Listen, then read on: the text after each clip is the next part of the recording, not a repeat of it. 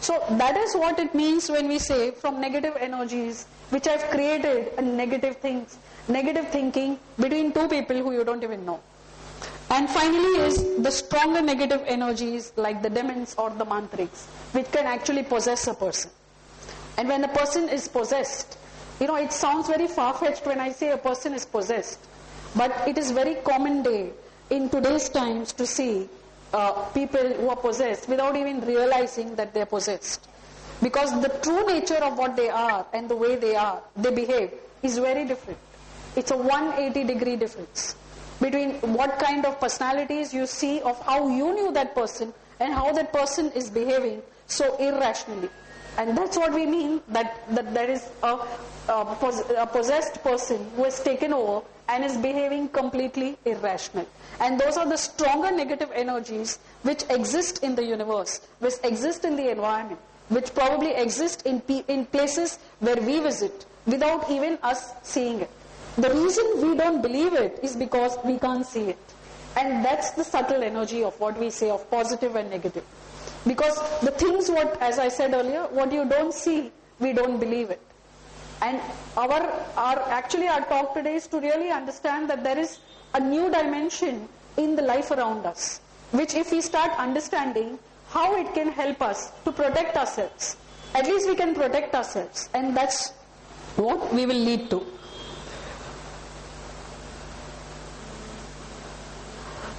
We've given some glimpses of what are the different kinds of negative and positive energies. But as you can see from this slide, there are 7 positive and negative planes of existence in the entire universe.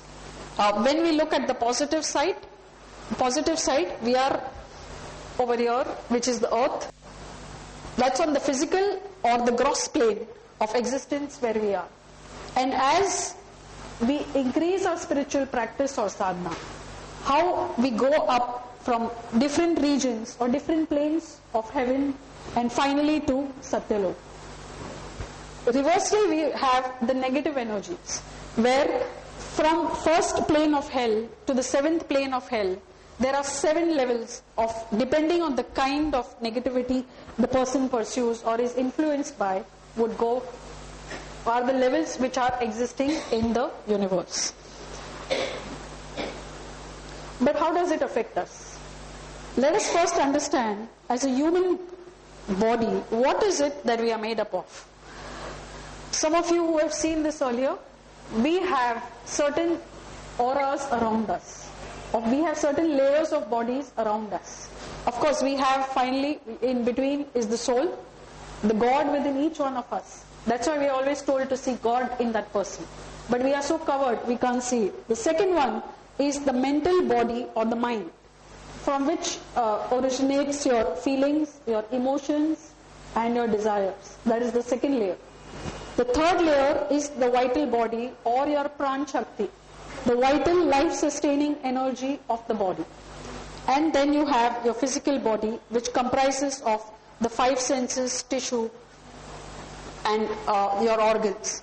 You also have the causal or the intellect, which is your decision-making process and your reasoning ability, which makes you decide what is right or what is wrong.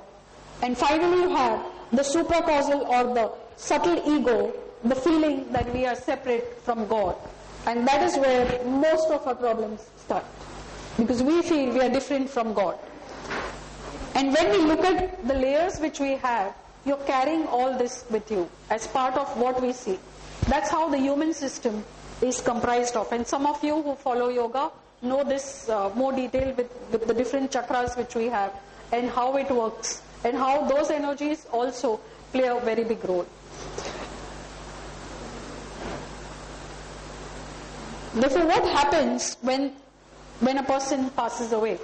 After physical death, the soul moves out. The mental body or the mind or the intellect and the ego moves from the earth level of what we see at the physical level is now something which we cannot see.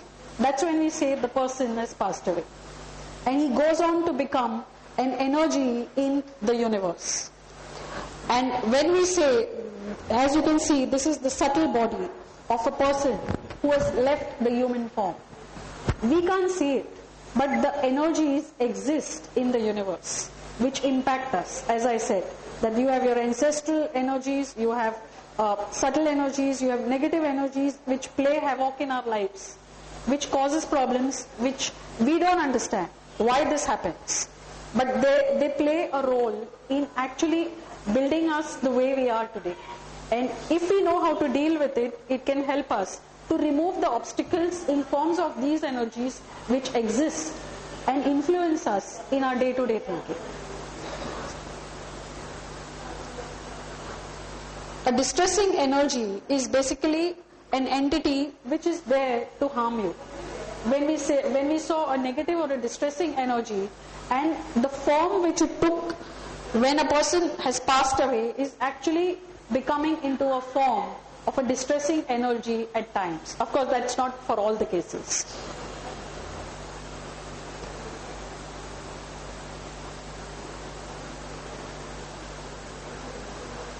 Obviously, so who are the people who would be, when people pass away, how would they be converted into distressing energies?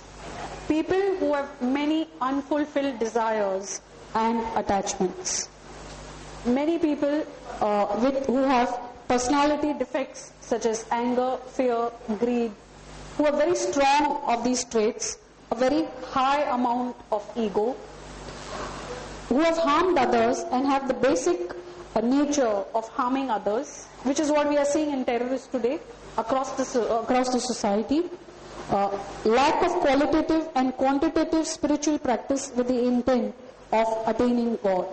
There are only a few percentage of the entire population who have achieved 60% spiritual level and who have very little ego.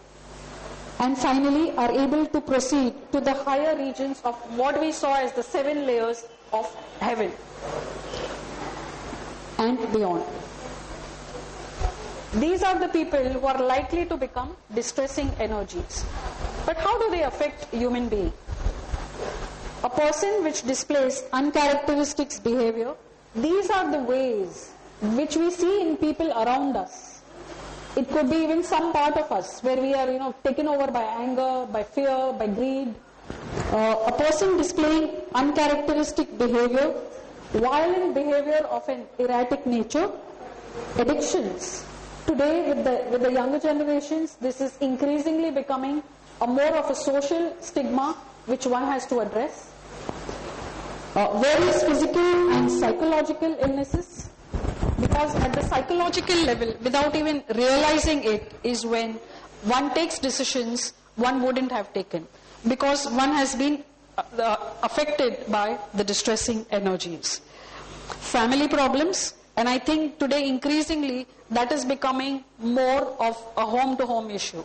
Family issues, I think most of us face in with different ways of, differences between, I've seen sisters fighting, brother sisters, family fights over very, very small issues, business problems, depression, unclear thinking.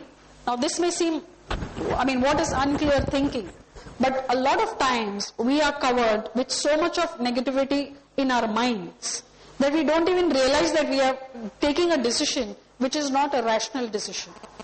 That is when we say that there is unclear thinking in our minds. And when in that moment you take a decision, it impacts a lot of things around us.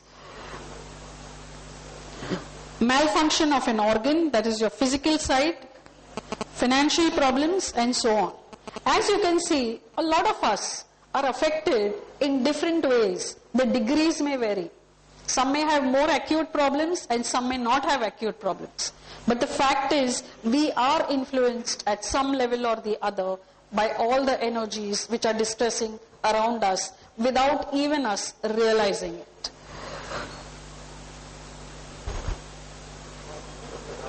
Reasons why they would attack would be to complete the give and take between the negative energy and the targeted person. Also to try to fulfill the negative energy's desire, because they want to spread goodness in society. That could be one of the reasons. visit to different places which are haunted by unknown, or it could be any other reason which is negative in nature. Who are the likely targets? People who have physical illnesses are the most likely targets because their susceptibility is low, their immunity system is low.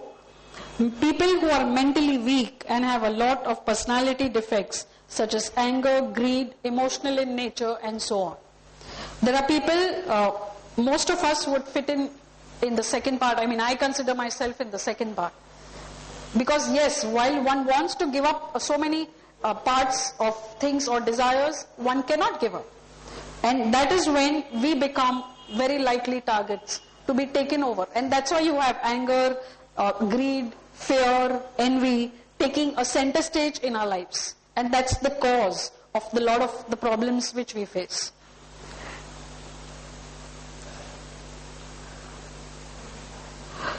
And the fact is, some of the statistics, that 100% of the population is affected. 30% are either possessed, either severely, mildly, or medium. And at lower spiritual level, people are vulnerable to any kind of attack. That's why we're lucky to be in India, where we have certain spiritual conditioning being given to us at a very early stage. Unlike in the Western world, where this is a common thing which we face and which we witness also. Now, where all would you find the distressing or the negative energies on earth? In and around people. That's why we have, sometimes when you see a person, I told you in the beginning that you have certain thing about that person where you don't trust that person. You can't pinpoint what it is. It is the negative energy around that person which makes us feel that way. And that is the perception which we have. I mean, that person may be not wanting to be negative, but he or her would carry that kind of energy around without him even realizing it. In and around animals, in and around vegetation, haunted objects, haunted places, vehicles, roads, police stations, jails, hospitals, cemeteries and crematoriums. I mean, you name it, and places, any common place around us where there is mixing of energies of negativity of different forms and at different levels.